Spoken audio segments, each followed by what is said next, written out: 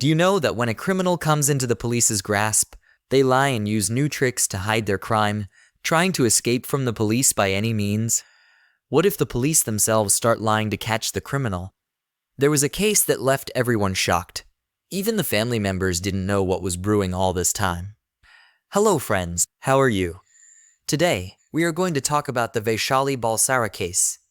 The story begins in the Valsad district of Gujarat, where a talented couple, Vaishali and Bulsara, lived. Vaishali was a renowned Garba singer in Gujarat and frequently performed abroad as well. Her husband, was a guitarist. Both were doing well professionally. In fact, Vaishali also conducted singing classes. Everything was going fine until Saturday, August 27, 2022, when in the evening, Vaishali told her husband that she was going to meet someone and would return shortly. Didn't ask many questions since his wife was a singer and often met people for performances. At around 6:45 p.m., Vaishali left in her Pardi Baleno car. As time passed, an hour, 2 hours, 3 hours, but Vaishali still hadn't returned. Called her, but her phone was switched off, increasing his anxiety. He called relatives and acquaintances, and then he remembered that Vaishali had mentioned she was going near the Ayyappa temple. Quickly took his car and went to search for her, but she was neither anywhere in sight nor answering her phone. He thought maybe she had gone far, that she was in her four-wheeler, and that her phone might have run out of battery. He reassured himself that she would return late at night. The day of August 27th passed, and on August 28th, Vaishali still hadn't come home. Early in the morning, went to the Pardi police station to file a missing report for his wife, detailing how she left home. Meanwhile, another story began unfolding on the same date. In the evening, before sunset, a man was wandering near the Valsad river, which runs through the Valsad's Pardi Taluka area. When he came off the main highway onto a dirt road, he noticed a car parked by the riverside. The car looked abandoned. As he approached the vehicle to peek inside, he was horrified. He immediately called the police. This area also fell under the jurisdiction of the Pardi police station. A team quickly arrived at the scene. The police looked inside the car. They didn't see anyone from the front seat, but looking through the back window, it appeared there was a person lying unconscious near the footwell.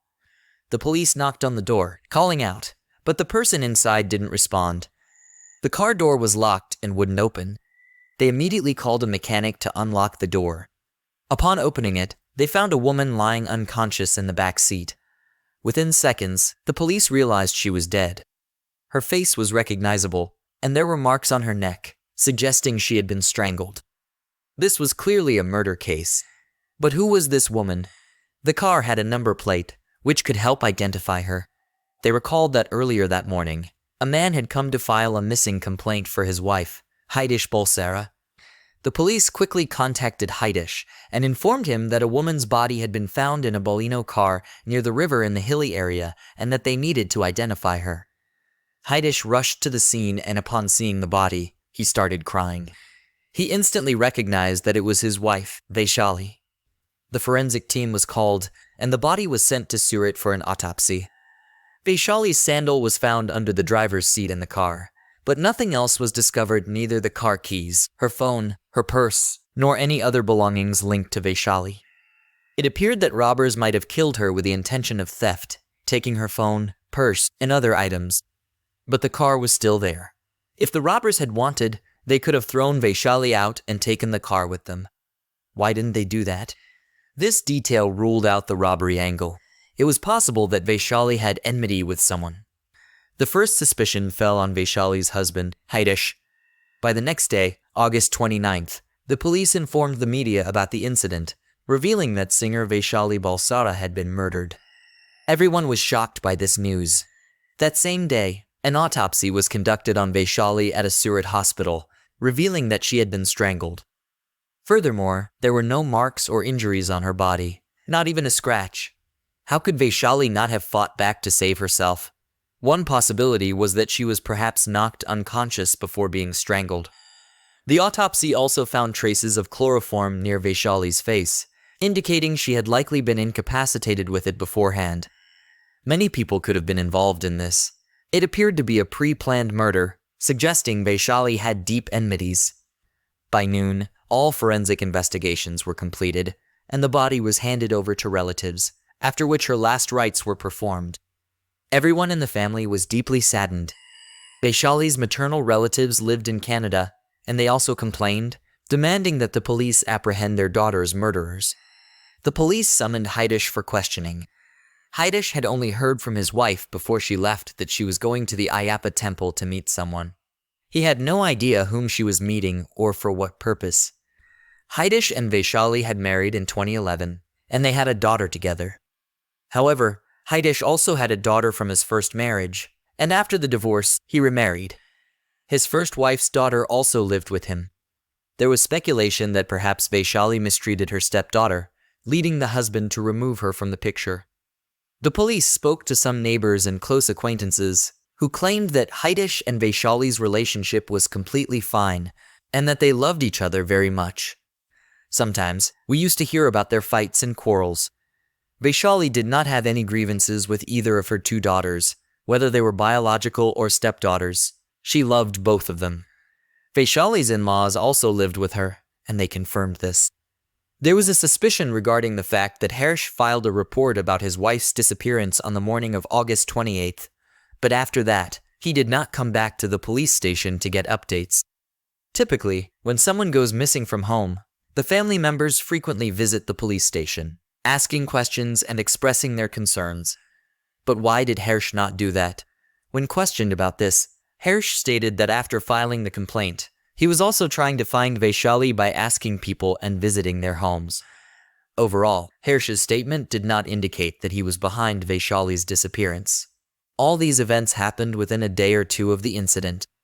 The police gave Harsh a clean chit. What should be done next? Following this, Vaishali's CDR report was obtained, which is the call detail record. Additionally, all the CCTV footage from the area where Vaishali's body was found was collected, especially focusing on the time she left home and when her body was discovered. This was a high-profile case, and the police formed 8 different teams tasked with reviewing the CCTV footage, conducting technical surveillance, checking location history, extracting call details, and interrogating people. The police spoke with neighbors, relatives, and all acquaintances, but they found no angle of enmity. An examination of Vaishali's call details revealed that her phone received 2 calls from the same person just before it was switched off. The name was Babita Kaushik. Now, who is this woman? She called just minutes before Vaishali left home and before her phone was switched off. The police asked Harsh about Babita Kaushik, and he mentioned that she was Vaishali's friend. It is possible that Vaishali went to meet her, and something happened then. Meanwhile, over 100 cameras were reviewed, and one of them showed Vaishali's friend Babita. This camera was located about 1 kilometer away from the meeting point, where Babita was seen strolling on the road. Why is Babita appearing in Vaishali's timeline, both in the call details and on the CCTV footage? Many questions began to arise in the police's minds. Babita was then traced. All of these events transpired within a week. When the police reached Babita's house, everyone was puzzled about how to interrogate her. This woman was pregnant, carrying a child of 8 to 9 months in her womb. The police called doctors and a female police team to talk to Babita to ensure she did not experience too much stress and could give her statement without pressure. Usually, everyone panics when they see the police arriving at their home, worrying about what happened, which could harm Babita or her baby. Anyway, the police asked her if Vaishali was her friend. She replied that she had met Vaishali at some function, and that was how their friendship began. They had a similar mindset and common ways of thinking, which led to a strong bond between them. The police informed her that her friend had been murdered and that they had come to talk to her regarding that incident. Upon hearing about Vaishali's case, Babita started crying. She was a very good friend of hers. After this, the police presented the call details to her, indicating that Babita had made the last call. Babita responded that there was nothing strange about it. It was necessary because they often talked to each other. The police also checked this. Indeed, Vaishali and Babita talked a lot on the phone. Like any other day, she must have called that day too. This whole was a failure for the police. Now, the police asked them where they were on the evening of August 27th. Babita said she was at home. Then the police informed her about the CCTV footage that captured them on the evening of August 27th, a kilometer away from where Vaishali's body was found. Seeing this, Babita remembered that she had gone that way for some work and had made a normal call to her friend. She had called before and after coming out of the house again. This time, she found out that Vaishali would be passing by in her car from where Babita was. Then they both met somewhere there. The police couldn't find anything significant from Babita's statements. No leads were found, so they went back. The investigation was ongoing. The police checked the case from every angle, but nothing was turning up. Only 2 clues were found. One was the call details and the other was the CCTV footage. Overall, all the signs pointed to Babita Kaushik. Moreover, Babita was pregnant, so they couldn't talk to her harshly. If something happened to her child during the investigation, it would create a big mess. Now they started brainstorming about how to pressure Babita into telling the truth without doing anything to her. After considering everything, the police visited Babita's house again, accompanied by female police officers and doctors. The police asked her if she had seen anyone else in Vaishali's car, or if she was alone. Hearing this, Babita said that as far as she remembers, 2 other people were sitting with Vaishali, and they were going somewhere. After this, the police showed Babita a picture and lied that they had found a killer's photo and asked if one of those men was the killer.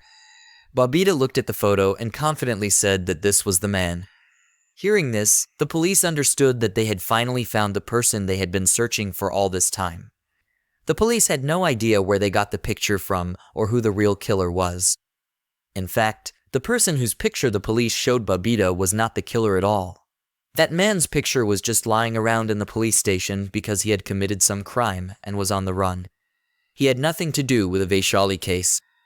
The police had only devised this plan to extract the truth from Babita, and she fell for it. The police informed Babita that the man was not the killer. They had only shown her the picture to see if she could identify him, and she had lied by claiming to recognize him. Now, she had to tell the truth. Upon hearing this and seeing it, Babita panicked and admitted that she had orchestrated Vaishali's murder.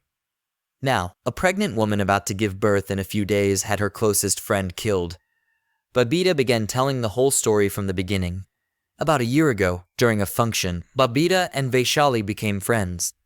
Their friendship grew to the point where whenever Babita needed money, Vaishali would help her out. Babita started borrowing money from Vaishali for various things. Vaishali would give her the money without asking any questions. Before they knew it, why?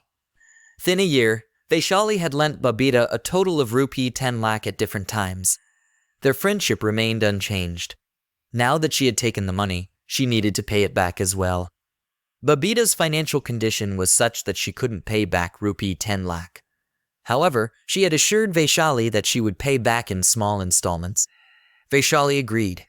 Now, Babita fixed a date to return a certain amount, but that date would pass without her being able to gather the money. The pressure to repay the money began to increase on Babita. She thought, why not eliminate Vaishali so she wouldn't have to repay rupee 10 lakh? Babita had been friends with Vaishali on Facebook for many years. She knew everything about her and trusted Babita. Babita could call Vaishali anywhere without any issue. After that, Babita made a plan. On the evening of August 27th, she called Vaishali and said that she had collected the money. Then she provided an address. Vaishali immediately set off in her car. Meanwhile, Babita, who was 8 to 9 months pregnant, had already left. She rode her scooter to a spot about a kilometer before the incident location. After that, she turned around and took an auto to a vacant diamond factory, the address of which she had given to Vaishali. Along with Sukthinder, 3 hired killers also arrived at the factory, and they waited for Vaishali. After a short while, Vaishali drove her car into the factory. Babita got into the car and talked a bit with her. She had also brought rupee 8 lakh with her, which she gave to Vaishali and said, "Count it once." Then Vaishali started counting the money, when suddenly, the 3 hired killers stood in front of them. Babita said that they were her cousins, and since she had brought so much money, it wouldn't be safe to come alone. So she had brought them along. Vaishali was in the driver's seat, and Babita was sitting next to her. The 3 hired killers also sat in the back seat of the car. While Vaishali was counting her money, one man from behind put a cloth with chloroform on her face. Within moments, Vaishali lost consciousness. After that, all the money was collected, and Vaishali was pulled into the back seat, where her throat was strangled. Babita got out of the car and walked away on the road, took an auto to her scooter, and then rode home. Meanwhile, the 3 hired killers took the car to a secluded area near a river. The area was deserted. The money that Babita brought to give to Vaishali wasn't for her at all. Rather, it was the payment for the hired killers. They took rupee 2 lakh, took Babita's phone and her purse, and laid Babita in the back seat before leaving. They locked the car as well. After this entire story came to light, everyone was shocked. Vaishali's income wasn't even enough to lend someone rupee 10 lakh. Even Vaishali's husband, Harsha, had no idea that she had given money to anyone. Vaishali had never mentioned this to her husband. How she gathered so much money to give to her friend Babita is something only Vaishali would know. By September 3rd, the police revealed the case to the media. Babita was also arrested, but the other hired killers were on the run. By September 5th, the Gujarat police, with the help of the Punjab police, arrested one killer, Trilok Singh. By September 9th, Sukhvinder Singh Badi was also arrested. According to Sukhvinder, Babita had lied to him to orchestrate the murder. Babita hadn't told him why she wanted to eliminate her friend. She only said that Vaishali was making her life miserable and that there was no other way to get rid of her. Babita hadn't mentioned to him that it was about a loan. It's unknown whether the 3rd killer has been caught yet. Currently, actions are being taken against all of them under charges of conspiracy, murder, and evidence tampering against Vaishali. So, we conclude the story here. Please comment on how you found the video. Don't forget to like and share this video, and subscribe to our channel by turning on the bell icon. See you in the next video. Thank you.